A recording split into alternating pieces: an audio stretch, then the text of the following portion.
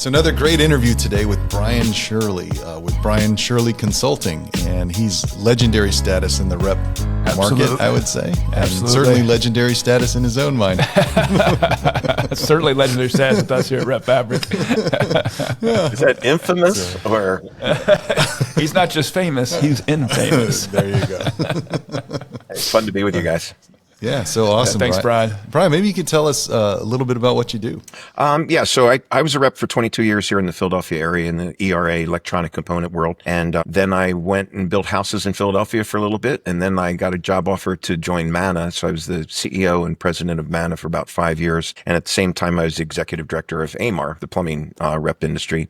Spent a couple years working for a solar manufacturer. That was quite a lesson in culture. And then more recently, for the last about 15 years, believe it or not, I've been doing mostly this, consulting with manufacturers and reps and distributors on how to improve the relationship for the ultimate goal of growing sales. And so I'm a huge advocate of obviously CRM. The relationship part of it in the middle is what I stick to and work on of how to build relationships, with the partners, but then also to teach people how to become sales focused, customer centric, because that's really what it's all about. Yeah, that's awesome. Well, and I think as an instructor at CPMR, Certified Professional Manufacturers Reps, you often impart a lot of knowledge on that relationship piece. What do you think some of the core elements of that typically are? Great question, because I do a lot of surveying of manufacturers and reps and kind of ask, what are the hot buttons? What are the challenges you have with your reps? What are the challenges you have with your manufacturers or your distributors? And it's invariably the same and has been the same for decades. And it's wrapped around manufacturers wanting more mind share and timeshare, manufacturers wanting their reps to have more product knowledge. Territory visits is a big one on both sides. And then same thing from the rep side is, having good contracts and commissions, having time management, productive territory visits. But on both sides of the ledger, the one that's up top all the time is reporting. So here we are. And I mean, I remember way back when all of our manufacturers all of a sudden discovered, reporting or how to do it. And they had Oracle, or they had SAP, we had to buy Lotus Note seats and things like that. So, I mean, it's come quite a long way. And again, your product to me is invaluable for anybody that's running a business, a sales business especially. You've got great modules in the other departments like marketing and email marketing and all that. To me, I'm all about your new business opportunity tracking, because that's to me what the lifeblood of manufacturing. When I think your electronics rep, when you had your agency in the Philadelphia area in electronics, you did a tremendous amount of demand generation. I know you got a couple big victories. Maybe just kind of share some of those if you don't mind. Yeah, I mean, it's all about, the design in and I always look at new business opportunities as position and timing. So you have it in your modules of, what's the status, what's the salesperson's confidence, and what's the timing of it. Because it is, as you were in the same type of world of trying to design electronic components and took quite a while. But with really good tools about following up and how persistent to be in that follow-up, just making sure that you're in the right place at the right time. And that's definitely generated through CRMs like Repfabric, of knowing when I need to go back, what's my next step, all those kind of things. Nice. Awesome. And tell us a little bit more about what you do today when you work with rep agencies. What's the primary function that you're serving to in your consulting business? Yeah, good question. Thanks, Scott. A lot of it is business coaching of the ownership, but then I also have branded myself as the rep coach. So I work directly with the outside salespeople. And there again, first place I start is time and territory management. Show me the data, right? Yeah. Show me your highest customers. Show me the new business opportunities you're working on. All about current and future sales. And so I work, with outside salespeople to again get them more focused on higher value targets and make sure that their time and territory management, which your software obviously does a great job of. I know we've had a few different rep firms have worked with you on when they start going through either M&A or they're looking to turn over ownership. Or absolutely. Can you talk a little bit about that, what you do for people? Yeah, it's become a big sweet spot for me. I'd say right in my wheelhouse. Last year I did 13 rep and rep transition. So essentially two types. Most popular internal transition, owners to employees, in lots of cases, parents to children within a family-run organization. And that's internal, I call it internal rep transition versus an external rep transition, one rep company buying another rep company. We normally brand that as a merge, but when we are merging forces, merging salespeople, merging lines, obviously a little more difficult. You're bringing two cultures together. You're bringing different lines together, hopefully not competitive. But yeah, so that's been a big part of it. And I continue to do some public speaking basically on that topic. And also my latest one is how to develop a true strategic partnership with your partner, whether manufacturer, distributor, or rep. And that's a little more dicey because it gets a little more fluffy, a little more philosophical for people of ours that aren't always in touch with their sensitive side. But it's to me, it is true. I'm a lot about culture and mission. People think that's fluffy stuff to hang on the wall. I'm all about, yeah, right, exactly. Yeah, if you got 2 people in your company, you got a culture. You got 2,000 people, you got a culture. So I work on culture, or creating winning cultures is my tagline. And I was going to say, as part of your sales coaching, you do a lot of individual salesperson coaching along the way, right? And what does that look like? How do you start with them? What are kind of the goals that you set with them, and then how do you follow through with the execution of that? Those kinds of things. Yeah. And to me, that's one of the most fun. I'm working with a couple that are brand new to the industry, brand new to the word salesperson. And so it's interesting. But again, it's back to identifying. I say great salespeople wake up and they can smell the money. They kind of know where to go, but they also need to be guided by Repfabric or someone to make sure that they are following the money. They are looking at the numbers. So we look at a territory and we look at the existing account base and what more could be sold to the existing account base, basic sales skills in some cases, but also looking at new business opportunities and the tracking of those new business opportunities. Obviously, NBOs, again, being the lifeblood of especially new salespeople. And real hard these days, as everyone knows, real hard to get in to see people if they're even in, if they're not working from home still. So that whole time and territory management to me that's a whole thing by itself. And again, your software has the tools to assist them with where to go, when to go, how often to go. So we do obviously just a lot of metrics because sales is a process. And a lot of people think that sales is an art, that salespeople are born, they're not made. And I completely disagree that salespeople can be made. So sales is a process, right? We go get a drawing, we send it to the manufacturer, we get a quote, we get samples, we get prototypes. It's a constant thing of checking boxes and moving things along. There's still a chance for you, John, is what he's saying. Keep working on it. Someday I'll figure it out. Yeah, and to that end, software like yours is great for post analysis, because I say salespeople, even the best salespeople, they go, they're working on something and they go in, they get $1 million order and they go, woohoo, they go home and they pop a bottle of champagne. And then the next day they just get up and go out and do it again. They didn't hit the pause button to look back and go, what did we do to successfully get this $1 million order? What were the processes along the way that made us win? Why did the customer select us, et cetera, et cetera?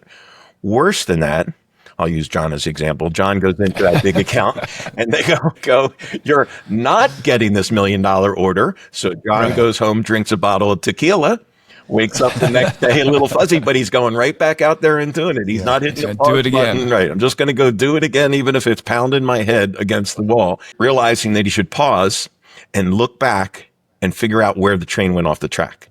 And again, your software has those things of the processes and where things, and again, good salespeople know in their gut when they hear the wheels start to wobble, but that's when you have better information or good information to deter it. I always think back to my rep days, and I definitely could have used you, because I think if I added it up, I've lost at least 10,000 deals, So you do eventually get some pretty good instincts on which ones you are going to win. Well, as long as I'm picking on you, let me keep going. But it's literally 10,000. Yeah, there's plenty to pick on. So let's go. Well, you know the adage there, how long it takes. So John goes into one of his big accounts. He opens up his briefcase. He pulls out his notes and pulls out his ready to load up his Repfabric information. And the purchasing manager says to him, "You're not getting this order." John jumps up out of his seat and goes, "Oh, right, right." And the person, I said, no. I said, "You're not getting the order." John said, "Yeah, but my sales manager told me that for every 99 no's, I'm going to get one yes. And you're my 99th no." That's awesome. Persistence. True to form. Yeah. Persistence Rejection is key. strength. That's awesome. Well, and I think the other thing that makes you so dynamic, Bryan, is that you cross so many different industries, right? You work with manufacturers in all kinds of different industries. You work with rep groups in different industries. Maybe you can talk a little bit about those and sort of how they differ and what their focuses are on, and some of the things that you've noticed that are just unique in this sort of professional sales world that we're in. Yeah, it's actually, that's one of the most fun parts of it, John, because I get to work. My rep clients are in HVAC, they're in medical device, they're in petroleum. Think of all the stuff that go into gas stations. Yeah. So wildly different. And of course, component guys and PTRA type guys. But I always say that it's not, no matter what industry, manufacturers, reps in particular, don't sell products, they move information. Like I said earlier, we go get a drawing, we get that to the manufacturer. You're a conduit of information, and be able to deliver the information accurately and quickly is the most important, right? We're getting the information back. And when the manufacturer has us call 3 times in a row during the week, they think we're being pesky. We're not being pesky because I want it. The customer wants it. We're conduits of information, of getting information back to the customer as responsively and quickly as possible. Hence, we're the grease, right? That's hence why we have Repfabric to keep us in order of doing and getting that. I'll ask you the classic, is there something that you thought we were going to ask you that we didn't ask you? Is this the close? And we haven't started drinking yet, so keep it clean. No, I know that, again, to me, the most important module or piece of Repfabric is that new business opportunity. And I know there's a bunch of other stuff as far as especially for newer salespeople to keep them on track and keep them focused. Again, back to the reporting, I kind of joke, and I always like to bring a visual along. Reps love reporting. They love to do reports. It's actually, if you look at it, their name, their name is so and I've helped unravel some silly reporting that manufacturers have required from my clients. It's a lot easier now because I know the manufacturer can't fire me; they can fire my client. But it's easier for me to say, "This is silly. This is crap. You shouldn't ask for that." There still is some, as you guys know really well, activity reporting. What I call static reporting. I went there. I did this. I say to manufacturers, you're asking for that and getting that just to justify the commission check. You're like, make sure that they're doing something for you. We want to work on dynamic, what's the next step to closing more business reporting. And that's something that, reps, I'll tell you, it's very valuable. We use new business opportunity reporting across all manufacturers, even if they didn't ask for it, because we were asking for it, because we wanted the action item to get to the next step, to get toward getting that purchase order. So it's a good thing, even though sometimes there's some pushback on reporting. CPMR, can you just talk a little bit about how you got involved with that and why you stay involved with that? And way back when. How do you think of it? Yeah, thanks, Scott. When I was involved with the ERA pretty heavily, I also got involved with CPMR. I've been teaching that course for 20 plus years, motivational compensation for outside sales. So I teach a module, a 4-hour module on that. But it's what we call the PhD for manufacturers reps. And if you think about it, where does a manufacturer rep go to get education on being a manufacturer's rep? And there is no place that's that specific to our industry, being a manufacturer's rep. And it's all about business. It's not a sales course. There's no sales courses in there. Mine is, motivational compensation. How do you pay your outside salespeople? There's courses on strategic planning, on HR things, on culture, on finance, on strategic planning. So it's all about running rep business. And I've never ever, and I mean that sincerely, and I've been in a lot of crowds of manufacturers reps, and I always ask, has anyone not had a great experience going to CPMR? So that's my CPMR plug. Nice. Thank you so much. Anything else, John? No, thanks, Bryan. I mean, this is great. And again, awesome to have such an industry, well-known, legendary player, Well, I'm going to have to buy you a lot of drinks for that. Yeah, I know. I mean, it's, but just watching what you've done with some of the organizations that we've seen you work with has been very impressive, just in terms of making them more profitable, operational excellence, better salespeople, better agencies for their manufacturers. It's been fun to watch. And so honored to have you here today. Appreciate that. And look forward to seeing you here in not too distant future. Yeah, Brian, I tell you, I've got, I think a couple people that I've worked with, they're friends of mine that have gone through kind of these, what do you want to call it? Acquisitions, basically, right? And they always thank me very heavily for referring you to them. So yeah, it's good. You get that feedback too. And all the reps, remember, you're communications experts. That's what you do. You manage expectations, but really you're communications experts, and data is king. The more information and data you have, the better you're going to succeed for sure. Again, thank you for doing this. But if there's people out there who'd like to get a hold of you that have either questions about the services you provided or just other questions they want to run by you, how they get a hold of you? Real simply, my website is bryanshirley.com, and Bryan is with a Y. And my email is similar, bryanshirley.com. So either of those, and my phone number is on there. Give me a call. I tell you, you're a marketing genius, bryanshirley.com. No, I'm just That's simple. good. I have a small brain. Awesome. Cool. Thanks again, Bryan. Thank you, guys.